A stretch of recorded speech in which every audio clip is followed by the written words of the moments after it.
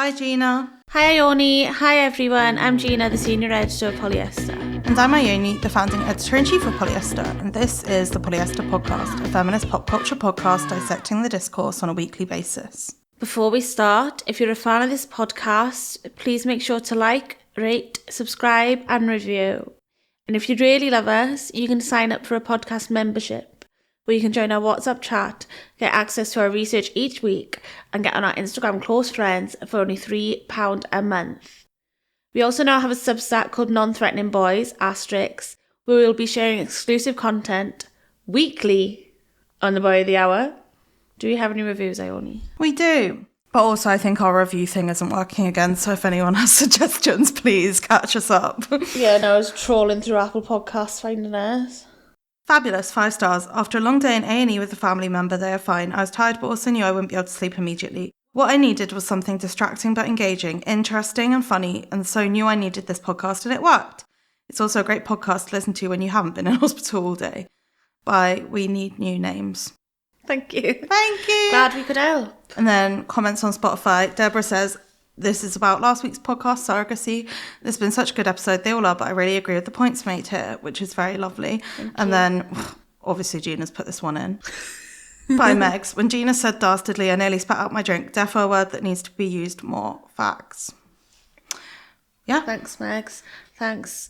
So, Gina, what are we talking about today? Today we're talking about how the conversation around reclaiming slurs and also the way that everyone is saying one specific slur. No, I think, let me stop you there. It's not even reclaiming slurs. I think there's two separate, some people, I don't know why it's called reclaiming slurs, because it's not reclaiming at all. It's just like people picking slurs back up again that have been like out of fashion for years. It's not most of the research is based around the R word, but I think there's loads of other ones as well. So like, for example, and we're not going to say the R word in this because I think that just adds to it. And if you don't know what the R word is, I guess Charlotte did it. I was saying the R slur and she thought I was saying R slur, like a French word. A slur? A slur. But like, for example, a word like fat has been reclaimed by fat people to be a neutral word or that describes body types rather than an insult that can be leveled at anybody of any body size in order to like be called ugly. Yeah, to diminish them. To diminish them, yeah. That's a reclamation, for example, or like how people reclaim the word bitch. Do you know what I mean? Yeah, or the F one. I think there's too many F ones for you to say the F one. So, no. The queer F one. Okay. Or that one, yeah.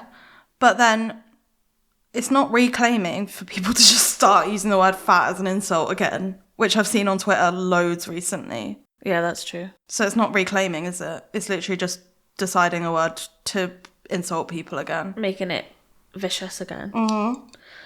But I think fat is a bit different to the R word because... It's not, because no one's reclaiming the R word. Like, disabled people are explicitly saying, we don't like the use of this word. Yeah, that's what I mean, but people were reclaiming the fat one. Yeah, but I was just using it as an example of what reclamation is versus this research is called reclaiming slurs, but it's not a reclamation. No, it's a misuse.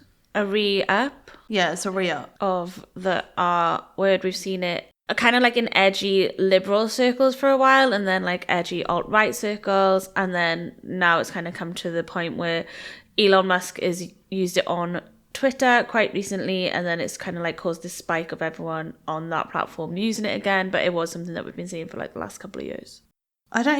Anyway, so there's a Vox article called The Resurgence of the R Word by Constance Gradient. She looks into some research that's interesting that's basically saying it's called like running on a euphemism treadmill. So one of the ways you can tell when a group is particularly marginalised is that the words we use to describe them seem humiliating and dehumanising even when they're not intended to be. We can track this very neatly when it comes to people with intellectual disabilities by observing the name changes of a group now known as the American Association on Intellectual and Developmental Disabilities, the AAIDD. When the AAIDD was founded in 1876, the name was the Association of Medical Officers of American Institutions for Idiotic and Feeble-Minded Persons. In 1910, it became the American Association for the Study of the Feeble-Minded. By 1933, it was the American Association of Mental Deficiency. In 1957, the American Association of Mental Retardation. Finally, in 2007, it became the American Association of Intellectual and Developmental Disabilities. And it's basically saying how, like, a lot of these words that we use particularly towards disability, or I think it actually goes to a lot of slurs as well, across the board, is that, like, they have a legitimate use to begin with, for example. So, like, idiot and feeble-minded were actual medical diagnoses, like, in Victorian times. And so was the R word. And that can be said about, like, also fatness, for example. It can also be said, like, with a lot of homophobic slurs, like, they have roots in, like, a legitimate word to use or whatever, and then become degrading and offensive because of the intention behind those words. And I think that's important to remember as well when we talk about this. But then there's a further bit in the research where it says the kind of shifting of meaning was called a euphemism circle by linguist Sharon Henderson Taylor in 1974, and later renamed the euphemism treadmill by psycholinguist Steven Pinker in 1994. So it's basically saying euphemisms denoting low intelligence seem particularly susceptible to the sort of perjuration that the word R word is undergoing, observed Taylor in her paper Terms for Low Intelligence. And it is interesting that it's like, yeah, a lot of the times these things are euphemisms rather, I don't know, do you know what I mean? Yeah. But I'm sure there's people listening being like, well, I haven't heard anyone say the R word, so why are we talking about this now, Gina? Well, I think we are, like, it's definitely been, like, a completely online thing that's been happening. No way, I've heard people say it in real life. No, but I mean, like, it's not something that's happening in traditional media. Like, I've not seen someone doing it on, like, obviously podcasting, but that's, like, self-produced, but you're not going to see someone on Channel 4 saying it as, like, an insult. I agree as well. Whereas before it would have been, like literally one of the references in the essay you were just talking about, they referred to, like, this scene in Tropic Thunder where, like, it makes a huge, like, joke out of specifically that word. And then, like, I think, like, there was a time where it was fine to be used as, like, a comedy word in, like, the early 2000s. I 100% disagree with you that it's not in mainstream media now, because it is. In what? Poor Things. That's true. And then we watched a film the other day that I'm not going to say what it was that had it in. I'm not going to say. But I don't think it's going to be on... no, the Poor Thing's proper, like, shut my trap on it. But because I remember it's like 2 minutes into Poor Things. Yeah, and loads of people walked out being like, this is fucked up. Opposite. We saw it in a cinema and everyone was cackling, howling, laughing, and it's like, Jesus Christ. No, but loads of, like, disability activists and stuff were walking out. Yeah. But I do think, though, that's kind of like a film that was supposedly set in, like, a different time. It was like if they had something that was now. Yeah, but I'm not being funny. You wouldn't do, like, a racism or a gay film that's set then and say it. And plus, it's a fantastical film that exists in a world that doesn't exist. That's true. So why does the R word exist there? It's for the shock factor, isn't it? It always has been. That's, like, the point that it's even come back. Is because it's been gone and now people can bring it back, but it's not too long a history ago that it's lost its, like, shock factor. Well, my observance from seeing its re-emergence is that basically that, yeah, it's like a alt-right / dirtbag left thing that people say because they think it's shocking and like funny, and it shows that they don't care about social cues or social norms and that they want to be, like, different and want to show that they, like, #don't care about woke stuff. Yeah, the idea of, like, needing to be anti-woke is so embarrassing to me. Like, I feel like it's something that just keeps coming up again and again from both sides, being like, even that meme, we've got an article on the site right now, is like dissecting the meme that's like, that woke friend. And when I was reading that, I was like, yeah, first glance, you're like, oh yeah, I am sick of, like, social justice warriors, to use, like, an archaic term. But then when you actually, like, deep it, you're like, no, we shouldn't be, like, making this a joke, because we're just making ourselves a joke while doing it. Yeah, why the hell would you be sick of social justice warriors? Like, I'm sorry, I literally am not sick of it. And I feel like there's this thing where it's like we exist in a parallel universe when it comes to these conversations that doesn't exist, where we're always like, oh, the pendulum swung so far left that this is like, that being right-wing and being offensive becomes subversive. And it's like literally nothing happened apart from there was some fat people, some old people, and some people of colour in a Razor campaign. Well, I think that's what this article really does a great job of breaking down, is that it says in it that the commodification of, like, leftist politics by brands is really what turned people against it.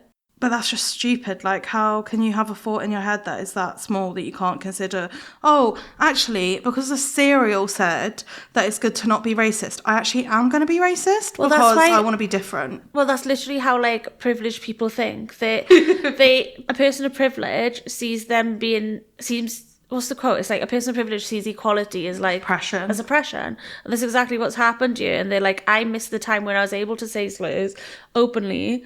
So I want to go back to that. And it's kind of like what the whole Trump thing's been about. Like, let's make America great again. Let's have like sexy women in burger ads at the Super Bowl again. We can all say the R word again. We can have comedy like this again because we're back to the golden days.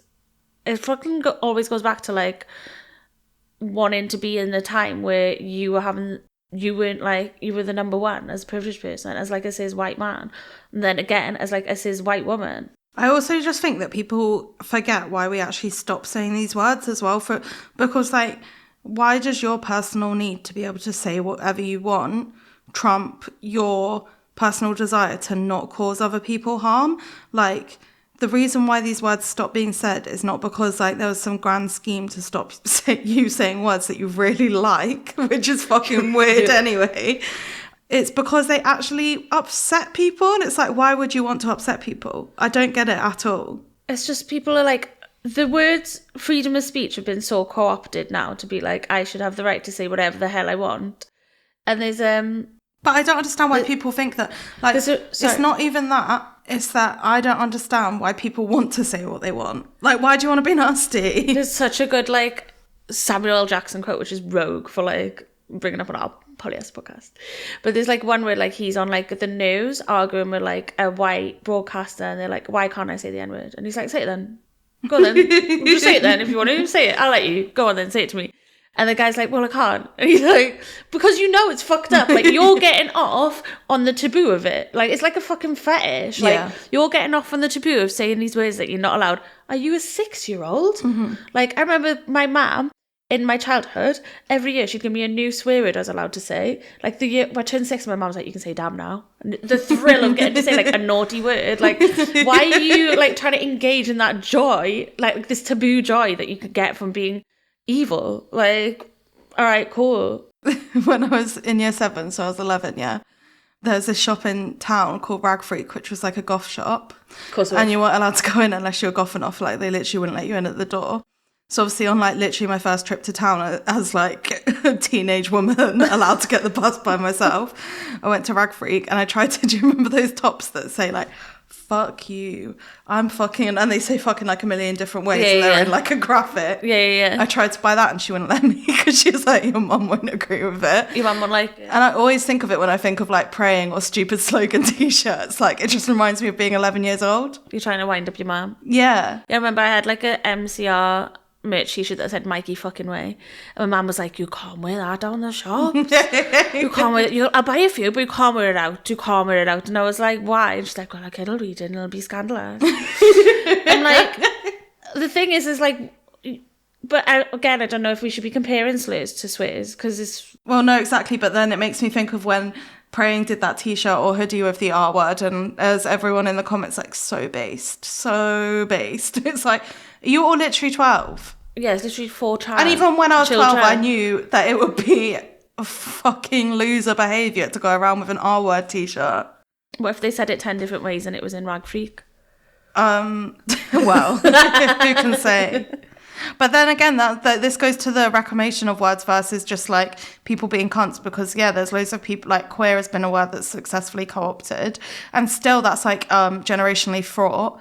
I remember, even though fucking, what the hell is that film I hate with Paul Mescal in it and the ghosts? Oh, All of a Stranger. Yeah, I remember even in that I thought it was really interesting that, is it Andrew Scott? That's what Andrew Scott and him, they had like the one good scene in the fucking film where they're having a conversation where like Andrew Scott's like, oh, I don't want to be called queer because that's what I was bullied for. And then Paul Mescal's like, that's why I hate being called gay. So it's like, even that we don't all sit around as a council and like decide what words are good or bad, but it's also just like have some common sense. There's a really good bit in... Well, let's go to the break and then you can tell me your really good bit. I'm back from the break now. Are you ready to tell me your good bit? Yeah, there's a really good bit where someone's talking about how all these people, like, their counter argument is like, well, if I don't say it, they'll come up with a new word and then we'll all say that. And you're like, but you didn't though, did you? Because you just brought this one back. Yeah, it's like, where's the new word bin for the... And also, sorry, there's a bit in this Vox article in the research where it's saying how basically the R word fell out of favour because of a study that happened, not a study, like a campaign that happened 15 years ago, the one you mentioned with, what was the film called, Tropic Thunder? Yeah. I'm not being funny. We were 16, 15 years ago, and I definitely already knew that you shouldn't say that word. Well, yeah, I remember when it happened and I was aghast. I was like, turn this off, Victoria, I don't want to watch it. And my mum was agreeing with me. So it's like, not as if like people were just walking around being able to call anyone the R word left, right and centre in the early noughties. And this wasn't even the early noughties, it was the mid noughties. It's like, by the time I could speak, I knew that was a bad word. And it's not just that word, like I think so many things. And then I feel like also it's just a bit like culture war-y, rage baity. Some of these things in this article, there's like a banker told the Financial Times of the Donald Trump administration, I feel liberated. We can say the R word and pussy without the fear of getting cancelled. It's a new dawn. It's like, is that literally all you're fucking worried about? Also, imagine these people go around their house saying it and like acting hard and then being like, I wish I could do this on the street. Oh, so embarrassing. Like, well, try it. But the thing is, like, it's fuck around and find out. Like, if you do that in front of the wrong person, you'll get smacked. And then you'll be like crying about that as well. I'd love to smack someone. And then I also think that, but especially with the R word, but then this can be said about any word that like is rooted in the oppression of a type of person. A lot of people, I would say arguably that the people that are on the left that are re-bringing this back up as some sort of like weird thought experiment about how they see the world are fucking losers, because also they've got everything they wanted. Like Donald Trump is president, Elon Musk is touting his little baby man around, and they... Like, you know how the whole thing with, like, the Trump administration and Elon and, like, even Red Scare and, like, all of these people that have these, like, alternative radical politics are like, oh, well, the media is wrong. The media is the devil. Like, you can't touch the MSM. You can't touch... It's like, you can't touch the, like, what's it called? Like, people in power, basically, like the administration. So, well, now you have all that. So what the hell are you complaining about? Like, you're not counter-cultural anymore. Like, your politics are literally the widely accepted mainstream thought. So why are you still complaining about, like, liberals having, a mixed-race family in the advert? Like, you've literally got everything you want. Because they want totalitarianism. Well, no, exactly. And I think that's what part of this, like, trickles down to. Because, like, I've also, like, heard not my friends, like, that's a bit much. But, like, I've been in conversations with people where they've said the R word. And I've been in conversations with people where they say, like, certain words. Blah, blah, blah, blah, blah, blah, blah, blah, blah. And that's how it becomes more normalised, is that it starts with people that, like, actually are bigoted and cunts. And then you just start using it because you're like, oh, well, it's normal now. But that's what these people are relying on us to do, because like this research also goes into, you know, stuff we all know, which is like how Elon Musk and like all his mates are obsessed with like intelligence and like being intelligent people and like minds and brains, and like pairing that with the use of something that's for like against people that have intellectual disabilities or just disabilities in general is just like, again, part of the eugenics pipeline, because the first people that always get ostracized in like eugenicist movements are obviously disabled people. Like, it's the easiest thing to pick off. Yeah. Because they're so unaccepted by society anyway. Yeah, because it's not, but I also think it's the easiest target. Yeah, that's what I mean. Like, you're not going to fuck around and find out from someone who might not have the capability to smack her or understand what you're saying even. Do you know what I mean? Like, when I think of like the extremities of some... Well, I think they're the people with the least voice in our society. Exactly, that's what I mean. Like, and I've got like loads of this, like stuff like this in my family, and I find it really difficult to like articulate. Yeah, because I'm like, well, sometimes like these kinds of words are being thrown around by people who don't even understand like why they shouldn't be doing that, and that's kind of like a justification. Well, so, no, like, exactly, because it's just like so disgusting that that's your justification for doing it. And there's a really interesting bit in the research from this article from the University of Berlin by Mihaela Popper-Wyatt, who wrote about reclamation, taking back control of words. And it's talking about like how reclamation works. And I thought it was really interesting the point that she made in her essay, being like, the only way that a reclamation can work is that the person who's reclaiming it has power. Yeah. So like white gay men have been able to reclaim queer because they've got a position of power. We talked about this in our podcast. Like we can't start just assuming everyone gay or queer has like radical left politics anymore. The same can be said for white women. Like they're able to reclaim pussy hats and like bitch and can't even. Yeah. Because they've got that position of power now where they're able to reclaim it. And it's just like you said at the start, like it's not a reclamation of this specific slur because those people aren't reclaiming it. Yeah. So there's no story to even be said there. Like the only act that you do by using this word is punching down. Yeah. It's just not further even like marginalising people. And the way that I think that some of it is argued for is being like, well, I've got depression, so like I can say it because I'm like got a disability. And it's like, but disability is a scale. Yeah. And you don't get to speak for everyone in that. Well, also, yeah. What? What are you going to say? Nothing. Tell me after. I think what you said about the eugenicist stuff was also really interesting when I was reading the Elon Musk part of our research, which is annoying that it always comes back to him. Because he kind of like seems to be copying what Trump did. Yeah. And Trump was saying it. And there was a bit in the research where Trump... Right, what's the article called? It's called The R Words Come Back as a Grim Sign of Our Political Movement by Miles Clee for Rolling Stone. And they write, everybody knows why it's ugly and vicious. Today's trolls use it because it crosses a contested boundary. It's a deliberate, if uninspired, provocation. The same way reactionaries misgender and dead name transgender individuals in hope of triggering them. The R word has lately served as an anti-virtue signal. Affirmation that person is not bound by the standards of wokeness, which is, of course, an updated idiom for that older, conservative, bugbear political correctness. But then they go on to say that it kind of is become part of our lexicon again because Donald Trump is such a vulgar person. And when he was first coming to power, everyone was like, he's a really, the way he speaks is really coarse. Yeah. Like he's changed the way that everyone can like talk to each other now. And I think that is really interesting because during like the height of woke, which was what, like 2018, we were all so particular about the words you'd use, even like online or like in person. And I think like that has dropped so much. And I think the way that has dropped is worth linking back to having a president who kind of forewent those kinds of linguistic signals. Yeah, and I also think it's just like, I do think it's kind of a misconception that we were all walking around like taping our mouth shut to not burst out slurs left, right and centre. It's just that like, yeah, languages evolve and we evolve past needing them, but then we've just like regressed here and it's just such a race to the bottom. And the other day I was like down the deepest Twitter hole. I think it was because Azealia Banks and JK Rowling were beefing, so I was like, oh, I'll go look at what JK Rowling's up to the other day. And then she's just gone full, like all of the TERFs have gone full like for Trump. Like all these people, like JK Rowling used to campaign for Labour, like New Labour, obviously, Tony Blair, but like still. And now she's literally aligning herself with fascism because she hates trans people so much. And then I was looking at like loads of just, it was just madness. Like there was like a girl in New York, you remember that like Hegelian e-girls thing? Yeah. It was like basically one of them had written a poem being like, we stand with you, JK Rowling. And I was like, oh my God, you're all just literally the most embarrassing people I've ever met in my life. Like go walk somewhere for a minute.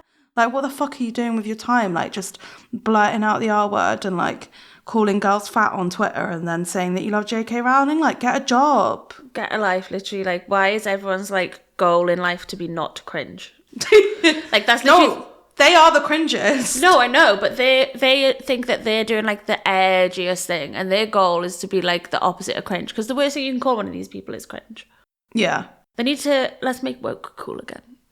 Oh, so embarrassing. I think we need to take a step back and rebrand woke. Well, I think anyone that's not a fucking idiot and like has a thought in their mind or like a bit of empathy or a bit of like legibility knows that it's not they don't base their social politics on the sliding scale of coolness. Like you're always going to be disappointed if you do that because it's embarrassing. Like coolness is a never far-reaching thing to grab onto that you will never achieve.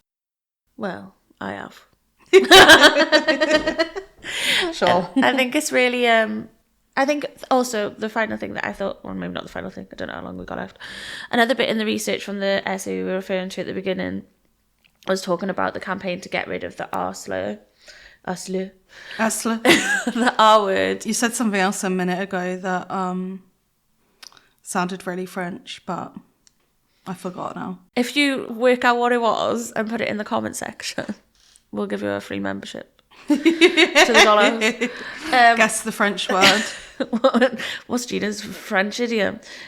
They said that the campaign, which is called Spread the Word, was ran from 2007 to 2018. And it was getting students specifically to sign a pledge, specifically not to use the R word, right? Yeah. And then after that, and it was kind of like run and headed up by the Special Olympics and people with intellectual disabilities and charities. And they went around all the schools in America and were like, all the kids need to sign this pledge to not do it. They educated them why they shouldn't be doing this specific thing. And that's kind of like how they broke it from everyday linguistic use. And that's a long time to run a campaign, like 11 years for a specific, very, very specific, don't use this word and here's why it's wrong. Yeah. And then after that, they said that they, and in quotes said, they expanded to focus on a larger, broader inclusion message, which focused less on teaching kids about the R word specifically. After all, they already knew. And I think that's really interesting that as soon as they went broad with like teaching like inclusivity, that just immediately went by the wayside. Like you can't, I think it's interesting that I think it's just interesting that in order to get something like this to stop, it has to remain so specific forever. I think, really? Is that what it's... That's kind of like what it's implying. Yeah. It's saying like, as soon as they stopped to expand to focus on a larger, broader inclusion message, which focused less on teaching kids specifically about the R word, it was game over. Everyone just started using it again. Yeah, because they were like, oh, we fixed that. It's kind of like when everyone was like, oh, feminism's over because women have rights now. And then we were like, no, we don't actually.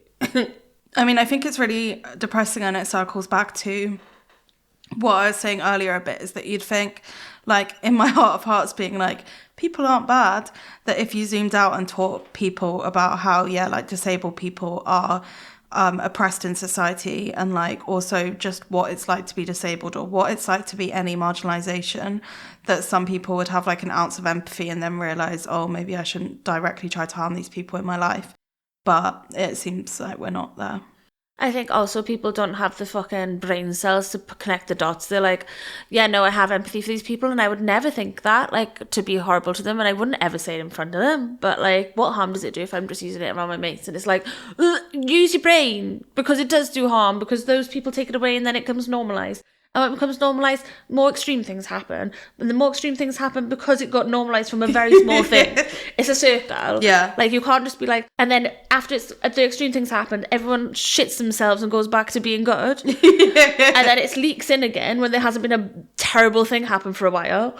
And then it all just comes full circle again. Basically, everyone's just being a toddler. Well, yeah, they're having big feelings about wanting to have access to everything that anyone ever has had access to. And being like, well, back in the day they used to do that. Yeah, back in the day they used to eat lead. Do that. In it. Like, back in the day we used to all die at 50. Yeah, in it. Like, go be a hatter and go mental off the glue fumes then. Because I'm not being funny. Like, yeah, stuff used to be okay to do, but we all agreed as a society, we're not doing that anymore. And we all agreed that for very good reasons. Otherwise everyone wouldn't have signed off on it. And now you're just jealous of someone in the olden days who didn't even have like epidurals for having kids being born and stuff. That couldn't get on a plane. That couldn't get on a plane. That couldn't eat burgers. That couldn't eat burgers. Like, do you know what I mean? Yeah. Like, you're like, oh, but you know, the good old days. Were they really that nice? I don't think so. Well, maybe for some people, I guess. Yeah, maybe for Donald Trump when his dick was still working and he wasn't so fucking orange. Tell him. And Elon Musk. Yeah, and off his dad's emerald farm. Thing about these people as well. Mine.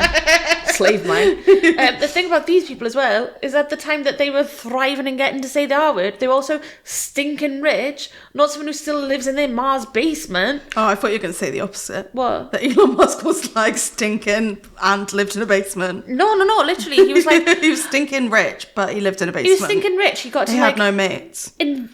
There's before everyone thought he was a big gimp and was like, he just got to be a millionaire with loads of sexy wives and have like fucking pretend to be a genius at these jobs. Also, from women, it like just invent gives PayPal. It gives such pick me behaviour from women as well, that they all want to be like Anna and Dasha and be like, oh, I'm not like those other girls. It's like, what? You're embarrassing. Yeah. What, you think you're going to be the other two get the viral podcast and get kicked out of Succession? That men pay you to fucking wank over the sound of your voices. And their voices aren't even that nice. No, not as nice as ours. I know. Oh, well, I know. Have you seen they all have meme coins now as well? I don't know what that means. I like the Hawk Tour girl just like taking everyone's money and running now. Yeah, that's okay, but then why do people buy this stuff? Because the point of the episode, people are thick as shit.